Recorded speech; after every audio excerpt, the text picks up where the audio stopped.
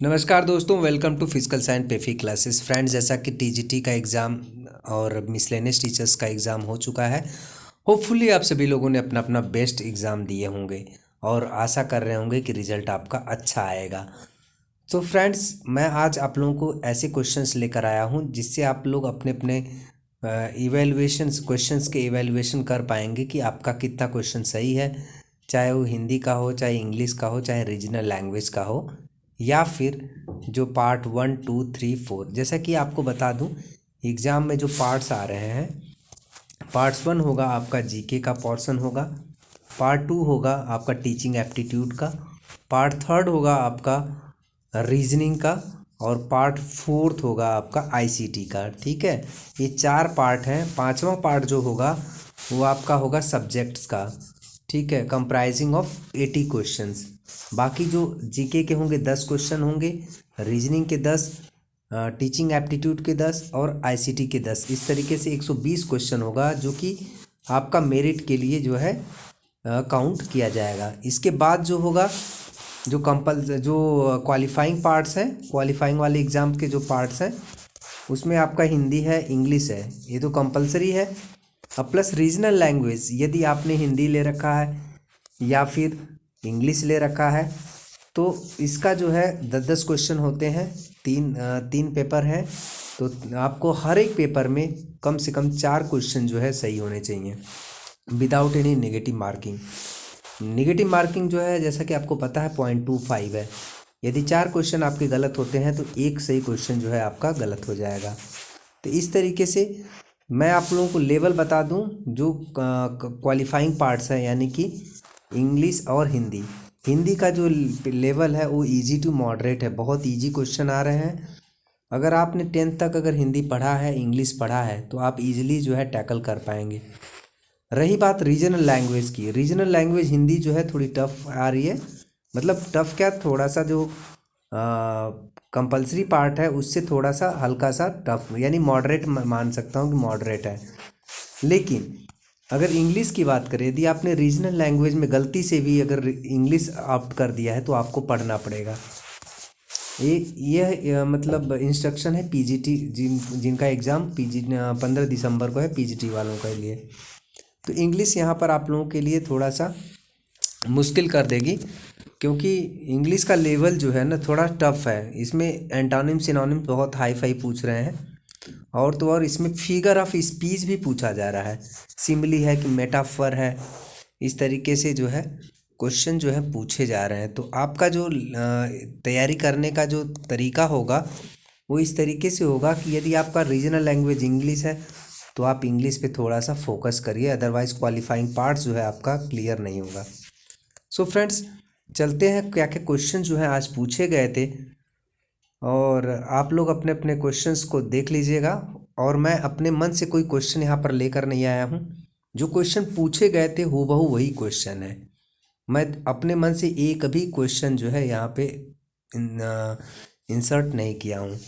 आप देख सकते हैं क्वेश्चंस जो इंग्लिश के थे 10 क्वेश्चन थे। आपको पता ही है क्वालिफाइंग मार्क्स जो है 4 मार्क्स था टू क्लियर द एग्ज़ाम, और नेगेटिव मार्किंग 0.25 था। इसके बाद देखेंगे पैसेज जो आया था उसमें जो है 4 से 5 क्वेश्चन जो है आए हुए थे।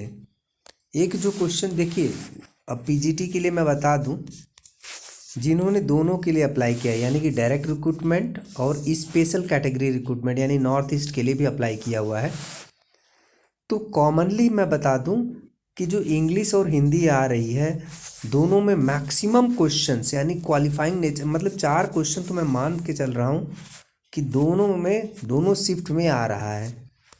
और जो पीजीटी का एग्ज़ाम देंगे आप लोग, जो पीजीटी का एग्ज़ाम देने वाले हैं 15 दिसंबर को, जो मॉर्निंग शिफ्ट में आया है उनसे आप रिक्वेस्ट कीजिए, यदि आपका इवनिंग शिफ्ट में है तो मॉर्निंग शिफ्ट में क्या क्या क्वेश्चन आए हुए थे हूबहू वही पढ़ डालिए। मतलब आपको क्वालिफाइंग पार्ट्स के लिए ज़्यादा सोचना ही नहीं पड़ेगा, क्योंकि मैक्सिमम क्वेश्चन जो है रिपीट हो रहे थे। ये ऑब्सक्योर वाला मैं बता दूं, इसका एंटोनिम्स पूछा था, मॉर्निंग शिफ्ट में भी पूछा था और इवनिंग शिफ्ट में भी पूछा था। और एक क्वेश्चन था अरेंजिंग प्रोवर्ब, एक दिया था, never live till tomorrow which you can do today. एक प्रोवर्ब है, इसको अरेंज करना था आपको, इस तरीके से आप लोग बताएंगे कि क्या क्या होगा। Till tomorrow never leave can do today which you, एक प्रॉवर्ब दिया था, ये मॉर्निंग शिफ्ट में भी दिया था और इवनिंग शिफ्ट में दिया था। इस तरीके से प्रीपोजिशन भी था। आप लोग कमेंट बॉक्स में बताएंगे कि इसका आंसर क्या होगा। प्रीपोजिशन में यहाँ पर क्या लगेगा। She was hurried making an unwise choice, तो आप लोग बताइए इसमें क्या होगा। मेरे अनुसार इसमें हरीड ऑन होना चाहिए, ठीक है। प्रॉडिंग का पूछा था कि प्रॉडिंग जो है ये इसका मीनिंग क्या होता है, तो प्रॉडिंग मीन्स होता है अर्ज, अर्जिंग, ठीक है, तो ये होता है मीनिंग। और he could not pull up, ये जो पूछा गया था कि पुल के साथ क्या होगा प्रीपोजिशन, तो यहाँ पर पुल अप होता है। पुल अप योर सॉक्स नहीं बोलते हैं ऐसे, इस तरीके से ही could not pull up with any other persons, ऐसे होगा। A working party has been set up to the problem, ये क्वेश्चन आया हुआ था। A working party has been set up to, into the problem होगा कि क्या होगा, इसमें आप बताइएगा, ठीक है। The poor should be sneered at by us, देखिए बाई एस सॉरी, ये जो स्नीयर्ड है ना, अगर आप एक्टिव वॉइस से पैसिव वॉइस बनाते हैं तो स्नीयर्ड के साथ हमेशा एट लगेगा ही लगेगा। इसको एट, देखिए 4 ऑप्शन दिया हुआ था, उसमें एक में एट नहीं था, एक में एट था, एक में विल था, वुड था, इस तरीके से दिया हुआ था, ठीक है। इस तरीके से इंग्लिश का क्वेश्चन था फ्रेंड्स। अब चलते हैं हिंदी के क्वेश्चन में। देखिए हिंदी का क्वेश्चन बहुत इजी था, पैसेज आए हुए थे, पैसेज में क्या था कि 4-5 क्वेश्चन थे, बहुत इजी था, गांधी जी के ऊपर था, एक पैसेज था, और इसमें आप इजी कर सकते हैं। हाँ, यहाँ पर थोड़ा सा मैं अपने बात को वापस लेता हूँ। समास का नाम पूछा हुआ है, और ये माता पिता में कौन सा समास है, तो यहाँ पर द्वंद्व समास। जो सुबह वाले शिफ्ट में पूछा था उसमें तिमाही पूछा था, तिमाही में कौन सा समास है, तो इसमें द्विगु समास था, ठीक है। और वितराज्ञा में पूछा था कि कौन सा इसका वो है, संधि है, तो यहाँ पर आपको पढ़ के जाना होगा कि संधि के प्रकार, एटलीस्ट गुड़ ऐसे नहीं पढ़ के जाना कि गुड़ संधि की वृद्धि संधि, ऐसे नहीं पढ़ के जाना, आपको स्वर और व्यंजन बस पढ़ के जाना है। स्वर और व्यंजन संधि जो है क्या होता है आपको पता होना चाहिए, विसर्ग संधि में क्या होता है, इस तरीके से, ठीक है। तो यहाँ छमाही का पूछा था कि 6 माह में होने वाले काम को क्या कहते हैं, तो उसमें 6 दिन लिखा था, ठीक है, तो उसमें छमाही ऑप्शन था। फिर पैसेज मैंने बता ही दिया आपको कि पैसेज आया हुआ था। उसके बाद जीके को क्वेश्चन जो है फ्रेंड्स, आप लोगों को थोड़ा सा करंट से एसोसिएटेड जीके पढ़ना पड़ेगा, ठीक है। तो इस तरीके से जीके ने तो एकदम से दिमाग ख़राब कर रखा हुआ था लोगों का, बता रहे थे कि 4 ही क्वेश्चन, 3 ही क्वेश्चन या फिर 2 क्वेश्चन ही सही हो रहे हैं उन लोगों के।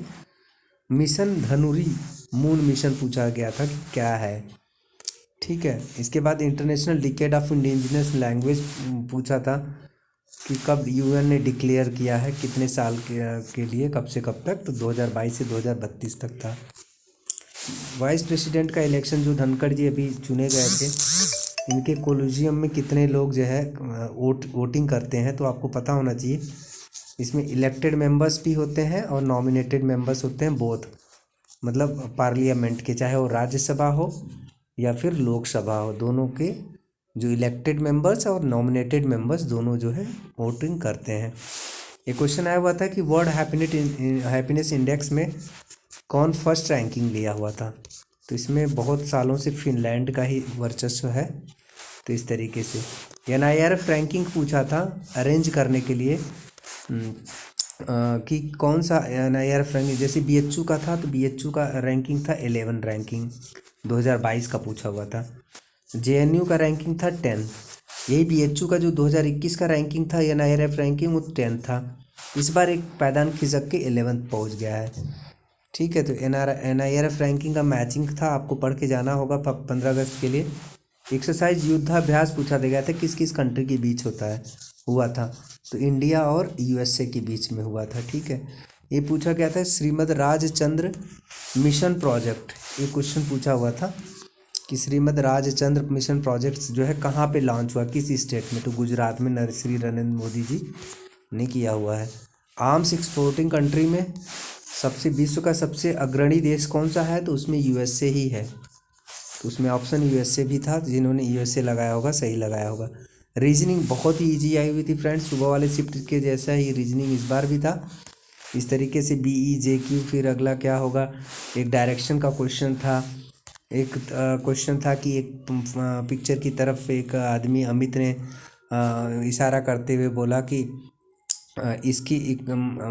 इसके माता की इकलौती पुत्र का पुत्र है। तो इस तरीके से वह फादर हुआ। तो ये था, हाँ, मेंस सुबह वाले शिफ्ट में वीमेन आई थी और सिस्टर्स और वाइफ्स आई हुई थी। इस तरीके से डायग्राम बन रहा था। और इस शाम वाले शिफ्ट में सेम डायग्राम एक इस तरीके से बन रहा था। मेंस हो गए, इधर सन हो गया और इधर फादर हो गए। तो इस तरीके से रिलेशन वाले क्वेश्चन थे। हाँ, इसका जो है आप लोग थोड़ा बताएंगे कमेंट बॉक्स में क्या होगा। ये है W is greater than R, R is smaller than P, T is lesser than R and is equal to R। इस तरीके से है, ठीक है, एक क्वेश्चन था।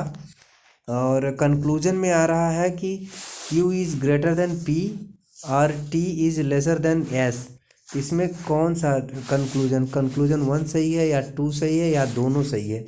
आप कमेंट बॉक्स में इसका सॉल्व करके बताएंगे तो पता चलेगा कि कौन किसका सही है क्वेश्चन, ठीक है। इस तरीके से क्वेश्चन था फ्रेंड्स। ICT के क्वेश्चन, वायरस का एक डिफिनीशन पूछा हुआ था कि वायरस का डिफिनीशन क्या होता है। डिफिनीशन दिया हुआ था, उसमें पूछा था कि क्या होगा। जैसे कि हम मेल कोई भेजते हैं तो उसमें कोई अटैच कर देते हैं, मैलिशियस थिंग्स जो है अटैच कर देते हैं, तो उसको अगर खोलते हैं तो हमारा सॉफ्टवेयर जो है करप्ट हो जाता है या फिर ऐसे वायरस जो है इंटरप्ट कर देते हैं। तो वो वायरस का डिफिनीशन था। और कॉपी करने के लिए कौन सा शॉर्ट की यूज़ करते हैं तो कंट्रोल C था।